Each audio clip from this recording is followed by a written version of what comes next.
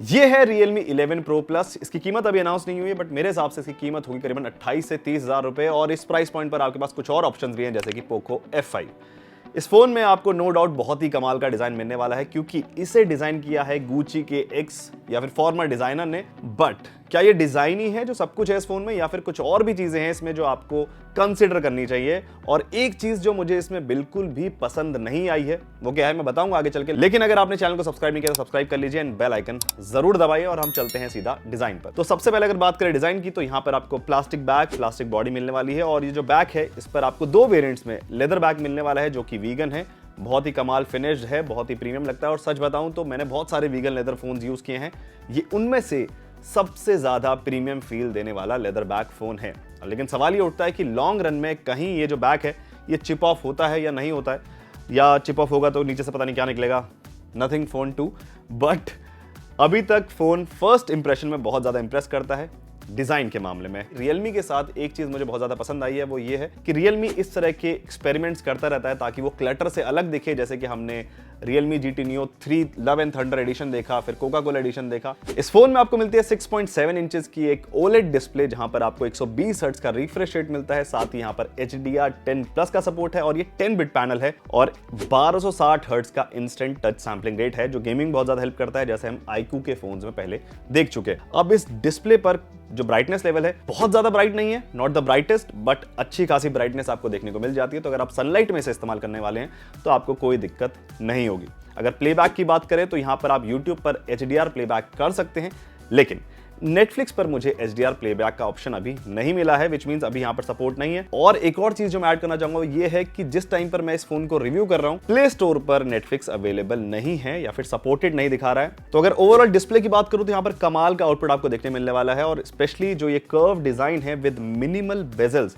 आपको बहुत ज्यादा मजा आएगा। और उस चीज को और एनहांस करता है इसका साउंड आउटपुट। यहां पर आपको स्टीरियो सेटअप मिलता है, और जो चैनल सेपरेशन है वो बहुत ही कमाल का है। तो अगर आप इस पर बहुत ज्यादा कंटेंट देखने वाले हैं या फिर बिंज वॉच करने वाले हैं, तो ये डिस्प्ले आपको काफी ज्यादा इंप्रेस करेगी। अब बात कर लेते हैं इस फोन के कैमरास की, जो इस फोन का हाईलाइट है या फिर प्रेजेंट किया हाईलाइट की तरह। तो उसमें है 200 मेगापिक्सल का मेन सेंसर, 8 मेगापिक्सल का अल्ट्रा वाइड और 2 मेगापिक्सल का मैक्रो सेंसर। और आप मुझे कमेंट करके बताएं कि आपने लास्ट टाइम मैक्रो सेंसर कब इस्तेमाल किया था, कमेंट करके बताएं। तो सबसे पहले बात करते हैं 200 मेगापिक्सल के मेन सेंसर की। तो यहां पर मिलने वाला जो इमेज आउटपुट है वो मुझे काफी ज्यादा पसंद आया। नॉट दैट ग्रेट, बट मैं उसको डिसेंट आउटपुट कहूंगा। यहां पर जो कैमरा आउटपुट है उसमें एक्सपोजर अच्छे से मेंटेन्ड है, कलर्स अच्छे हैं, बट हाँ शार्पनेस थोड़ी सी ओवर लगती है, जिसकी वजह से अगर आप इमेजेस में जूम करते हैं तो बहुत ज्यादा ग्रेनी सा टच आपको देंगी। लेकिन हाँ जो स्किन टोन है उसको ये काफी अच्छे से मेंटेन करता है, या फिर नेचुरल दिखाता है जब आप इस पर पोर्ट्रेट्स लेते हैं या फिर कुछ ग्रुप फोटोज लेते हैं। यहाँ पर आपको 200 मेगापिक्सल का हाई रेज मोड भी मिलता है।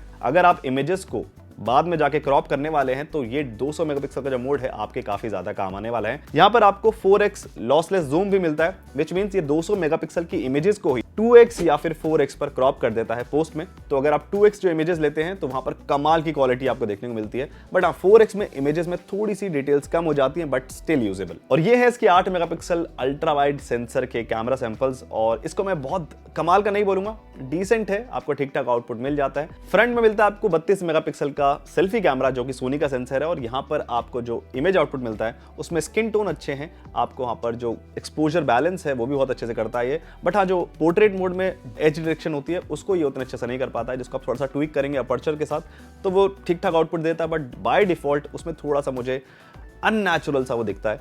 तो ओवरऑल डिसेंट कैमरा सेटअप है, लेकिन मेरे हिसाब से अगर OT अपडेट्स के थ्रू HDR और जो शार्पनेस वाला गेम है उसको थोड़ा ठीक कर दिया जाए तो मेरे हिसाब से इन अपडेट्स के बाद डेफिनेटली ये एक अच्छा कैमरा सेटअप बन सकता है। ये फोन रन करता है MediaTek Dimensity 7050 पर, और ये जो प्रोसेसर है इससे पहले हम लावा अग्नि 2 में देख चुके हैं, जिसकी कीमत है करीबन 22,000 रुपए, और इस फोन की कीमत होने वाली है करीबन 30,000 रुपए। अब परफॉर्मेंस की बात करें तो ये जो प्रोसेसर है लगभग Snapdragon 778G जितना परफॉर्म कर सकता है। और अगर गेमिंग वगैरह की बात करें तो मैंने इस पर BGMI जैसे गेम्स खेले हैं और वहां पर मुझे कोई भी दिक्कत नहीं हुई है। और अगर नॉर्मल यूसेज की बात करें तो फोन बहुत ज्यादा स्नैपी फील होता है, specially because of this 120 hertz refresh rate.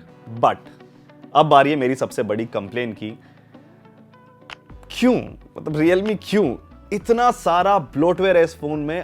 अब इनमें से कुछ ऐप्स ऐसी हैं जैसे कि स्पॉटिफाई या फिर लिंक्डइन, जो शायद आप बाद में इस्तेमाल कर लें, लेकिन कुछ ऐप्स ऐसी हैं जिनको आप ना तो इस्तेमाल करें और आपको बहुत ज्यादा वो शक भी पैदा कराएं, जैसे कि फोन मैनेजर। ये कुछ ऐसी लगती है जो फोन मैनेजर के नाम से है, लेकिन अंदर जाकर के आपको क्लीन मास्टर वाले फीचर्स मिलते हैं, जिसको सरकार ने बैन कर दिया था। यहाँ पे 2-3 ऐप्स जो हैं उनको मैंने इंस्टॉल किया है, बट ज्यादातर जो ऐप्स है इसमें वो प्री इंस्टॉल्ड है। और आप देख सकते हैं फ्रेश फोन में आपको इतनी सारी ऐप, लगभग 25 से ज्यादा ऐप। फोन का एक्सपीरियंस बहुत सही जा रहा था। सॉफ्टवेयर के मामले में या फिर ऐप्स के मामले में मुझे इस फोन ने बहुत ज्यादा डिसअपॉइंट किया है, जो मेरे हिसाब से इतना सारा ब्लोटवेयर इस फोन में नहीं होना चाहिए था। अगर आप इससे काम चला सकते हैं, इट्स अप टू यू। हम चलते हैं बैटरी की तरफ। तो यहाँ आपको मिलती है 5000 mAh की बैटरी और बॉक्स में ही आपको चार्ज करने के लिए मिलता है 100 वाट का सुपर वूक चार्जर, जिसके लिए मैं डेफिनेटली रियलमी को एक थम्स अप जरूर दूंगा। चार्जिंग स्पीड की बात करें तो मैंने इसको 19% से 100% तक चार्ज किया, जिसपे इसने करीबन लिया 25 से 26 मिनट का टाइम। बट हाँ, अगर आप नॉर्मल 1% टू 100% से चार्ज करते हैं तो करीबन 35 से 37 मिनट का टाइम ये ले लेगा, जो मेरे हिसाब से डिसेंट स्पीड है चार्जिंग के लिए।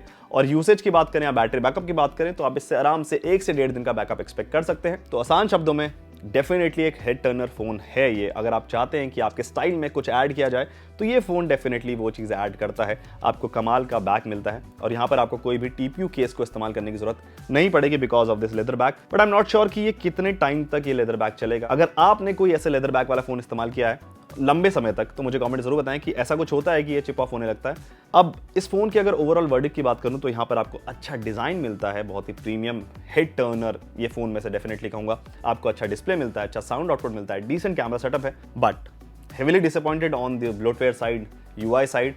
वहां पर अगर Realme कुछ OS अपडेट्स के थ्रू प्री इंस्टॉल्ड ऐप्स को कम कर दे तो ये डेफिनेटली 100% रिकमेंडेड फोन बन सकता है। आप मुझे कमेंट करके बताएं कि क्या आप एक नीट एंड क्लीन फोन पसंद करते हैं या फिर कुछ प्री इंस्टॉल्ड ऐप से भरे हुए फोन। मुझे कमेंट जरूर बताना। बट हाँ, अगर इस फोन की बात करें तो ये फोन आपको कैसा लगा मुझे कमेंट जरूर बताएं। इस वीडियो को लाइक एंड शेयर करें, इस चैनल को सब्सक्राइब करें। आप देख रहे थे गोविंद को जागरण हाईटेक पर। मैं मिलूंगा आपसे अगले वीडियो में।